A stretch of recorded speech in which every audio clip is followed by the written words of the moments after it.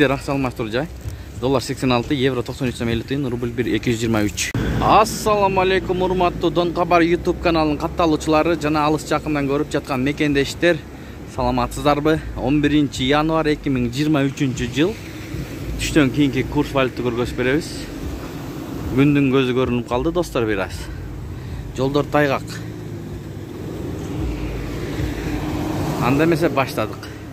Вариант доллар 86, евро 93 сом 50 тыйын, рубль 1 223. Мына обменкалар ушундай болуп атат. Валютчиктер монтип иштеп жүрөт. Кошунасына кирип.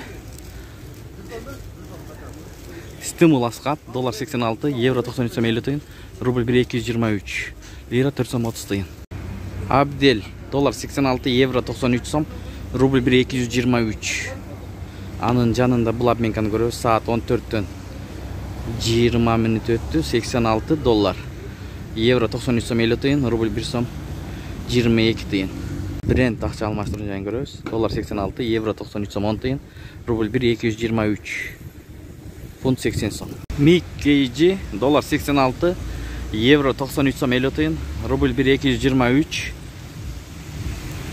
Фунт 98 сом.